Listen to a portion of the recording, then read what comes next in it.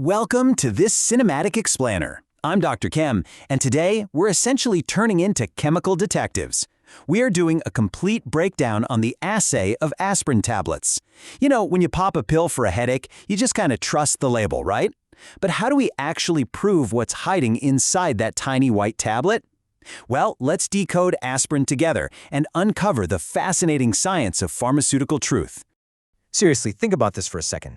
How do you really know what's inside your medicine? We just take it for granted that a 300 milligram aspirin tablet actually contains, exactly 300 milligrams of the active ingredient, acetylsalicylic acid. But obviously, the pharmaceutical industry doesn't just guess. They rely on incredibly rigorous, precise chemical analysis to actually guarantee the quality and the exact dosage of the medicine you're taking. Okay, let's dive right into this. Here is our roadmap for today.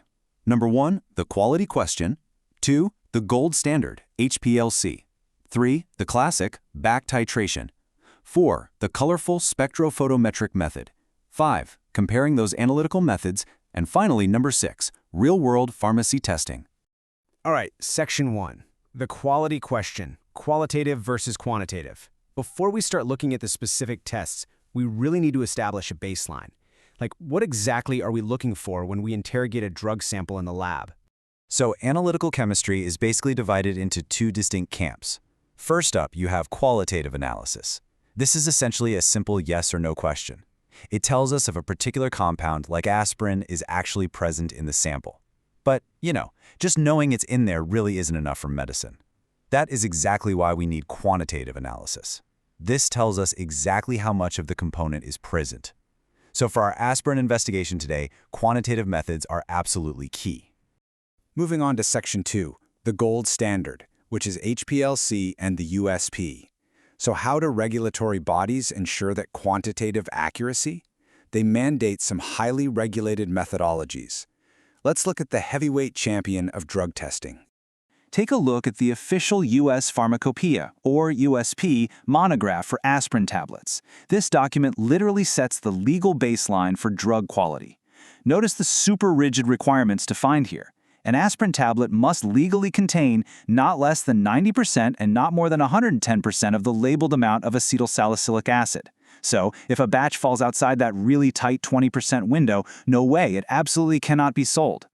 Now, to actually enforce that 90 to 110% rule, the USP mandates something called High-Performance Liquid Chromatography, or HPLC for short. This whole setup involves a mobile phase of sodium 1-diheptene sulfonate, a UV detector locked in at 280 nanometers, and a flow rate of 2 milliliters per minute. The great thing here is that this method offers just absolute precision, and it's highly reproducible. But there's a pretty huge catch. HPLC machines, they can cost as much as a high-end sports car. Plus, running them requires immense technical expertise and some seriously costly reagents. Which brings us to Section 3, the classic, back titration. Because HPLC is so incredibly resource-heavy, what happens in laboratories that just don't have access to those expensive machines? Well, they pivot to a cheaper, time-tested alternative. Let me explain back titration with a kind of fun analogy. Imagine you want to know the exact volume of a cake, but all you have is this giant bucket of icing. So you pour a known massive excess of icing all over the cake. Then you carefully measure the exact amount of icing that spilled off and didn't stick.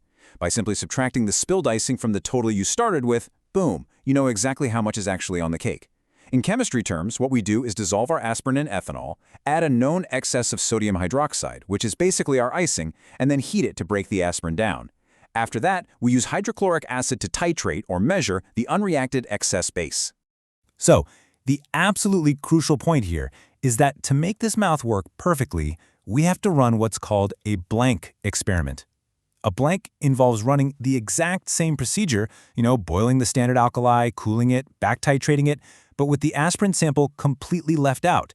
This is so vital to account for small, unavoidable losses, or even the fact that heating an alkali liquid might actually cause the reagent to interact with the glass of the flask itself. Trust me, you definitely don't want to accidentally measure your glassware instead of your medicine. Let's see how this all builds into real lab data. So imagine a student crushed 20 aspirin tablets and used 30 milliliters of sodium hydroxide for both the sample and the blank. But look at the hydrochloric acid consumed. It's 19 milliliters for the sample and 28 milliliters for the blank. By correcting the normalities and subtracting that sample volume from the blank volume, the student can then use a specific chemical factor to reveal the exact grams of pure aspirin hiding inside that crushed powder. It's pretty clever stuff. All right, section 4, the colorful spectrophotometric method. Now, titration is great and all, but this third technique is visually striking. It actually relies on light and color to uncover the true concentration of our medicine. First, the acetylsalicylic acid is converted into salicylic acid using sodium hydroxide. Then, we add iron 3 chloride. And the magic happens pretty much instantly. The iron and the salicylate ions bind together to create this intensely colored deep red wine or dark purple complex. The real beauty of this method is that the intensity of that purple color directly correlates to how much aspirin is actually present. From there, we just measure how much light this purple solution absorbs at a very specific wavelength, exactly 530 nanometers. To actually make sense of that light absorption, scientists have to build a calibration curve. They prepare several standard solutions of known salicylic acid concentrations and then measure their absorbances. This creates a nice straight-line equation for our calibration curve. Once you have that baseline established, you simply measure the light absorption of your unknown purple aspirin sample, find that exact spot on the line, and boom, you can perfectly pinpoint its concentration. Section 5, comparing analytical methods.